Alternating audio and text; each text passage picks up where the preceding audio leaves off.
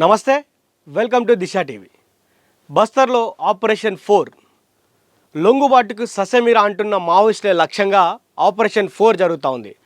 బస్తర్లో ప్రస్తుతం ఆపరేషన్ 4 కొనసాగుతుంది. ఈ నెల 31లోగా మావోయిస్టులు అంతమే లక్ష్యంగా కొనసాగుతున్న ఈ ఆపరేషన్లో వేలాది బలగాలు పాల్గొంటున్నాయి. ఆపరేషన్ కగార్ ప్రారంభమైనప్పటి నుంచి ఇప్పటి వరకు సుమారు 400 మంది వరకు మావోయిస్టులు భద్రతా బలగాల దాడుల్లో మరణించారు. మరో 3000 మందికి పైగా పోలీసుల సమక్షంలో ఆయుధాలతోనో లేక ఆయుధాలు లేకుండానో జనజీవన స్రవంతిలో కలిశారు.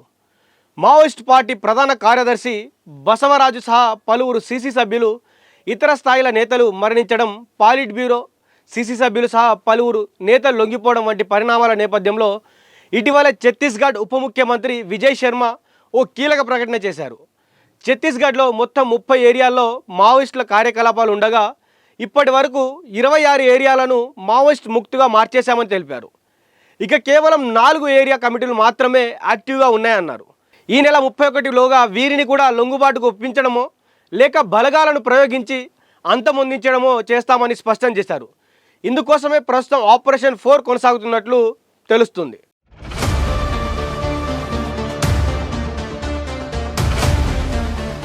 అయితే లొంగుబాట్లు ప్రయత్నాలు విఫలమైనట్టు తెలుస్తూ ఉంది. ఎంతకు చెప్పినా కూడా అసలు లొంగిపోమని కూడా చాలామంది చెప్తున్నటువంటి పరిస్థితి.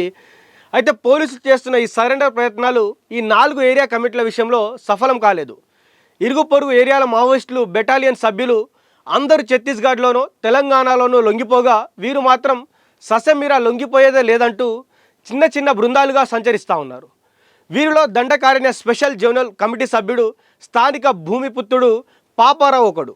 డీకేలో మిగిలి ఉన్న ఈ ఏకైక రాష్ట్ర కమిటీ సభ్యుని ఆధ్వర్యంలోనే పై 4 ఏరియా కమిటీలు పనిచేస్తున్నట్లు సమాచారం. పాపారావుకు బాగా పట్టున్న జగురుగొండ, పామేడు, ఇంద్రావతి నేషనల్ పార్క్ ప్రాంతాల్లోనే ఇంకా కార్యకలాపాలు కొనసాగుతుండడం గమనార్హం. అయితే ఇవన్నీ ఈ అంశాలని చెప్పినప్పటికీ, లొంగిపోవాలని చెప్పినప్పటికీ ఎంతకు వినకున్నా కూడా చాలామంది ఇంకా అక్కడే ఉంటామని చెప్తున్నటువంటి పరిస్థితిలో ఈ ఆపరేషన్ 4 అనేది మొదలైంది. ఈ నేపథ్యంలోనే భద్రతా బలగాలు ఆపరేషన్ 4ను ప్రారంభించాయి. ఈ నెల 31లోగా మావోయిస్ట్ ముక్త్ భారత్ను సాకారం చేసే దిశలో భాగంగానే కేంద్ర హోంశాఖ ఇచ్చిన స్పష్టమైన ఆదేశాలతోనే ఈ చర్య కొనసాగుతుందని తెలుస్తుంది. ఇప్పటికే కావాల్సినంత సమయం ఇచ్చామని, ఇక సహించేది లేదని, దాడి చేసి అంతమొందిస్తామని ఆదేశాలు అందినట్టు సమాచారం.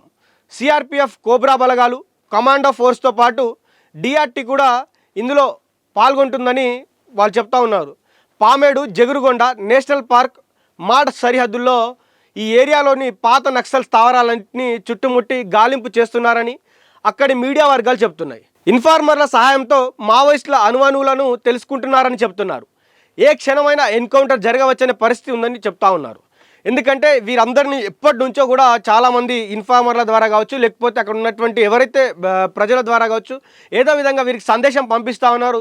సందేశం పంపించి లొంగిపోవాలని చెప్తున్నప్పటికీ ఈ 4 ఏరియాలో ఉన్నటువంటి ప్రజలు మాత్రం, మావోయిస్టులు మాత్రం వాళ్ళు మేము లొంగిపోమని కూడా ససెమిరా చెప్పి ఈ పాత బలగాలు ఎక్కడెక్కడ తిరిగాయో అన్ని ప్లేస్లో సంచరిస్తూ ఉన్నారు. ఇప్పటికీ బయటకు వచ్చేటువంటి అవకాశం లేదు కాబట్టి ఇక యుద్ధం తప్పదన్నట్టుగానే ఇప్పుడు జనజీవన స్రవంతిలోకి రావాలి, లేకపోతే అక్కడే చచ్చిపోవాలనేటువంటి పరిస్థితులు కనిపిస్తూ ఉన్నాయి. కాబట్టి ఇప్పుడు భద్రతా బలగాలు అన్నీ కూడా అడవిని చుట్టుముట్టే అవకాశం ఉంది.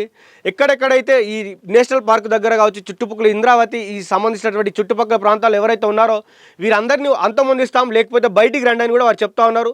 అక్కడ ఉన్నటువంటి డిప్యూటీ సీఎం కూడా ఇది చెప్పడం జరిగింది. కాబట్టి మరి చూద్దాం, నక్సలైట్స్ బయటికి వస్తారా, బయటకు వచ్చి లొంగిపోతారా, లొంగిపోయి మరి జనజీవన స్రవంతిలోకి కలుస్తారా లేదా అక్కడే మరణిస్తారా వేచి చూడాల్సిన అవసరం అయితే ఉంది. చూస్తూనే ఉండండి దిశా టీవీ.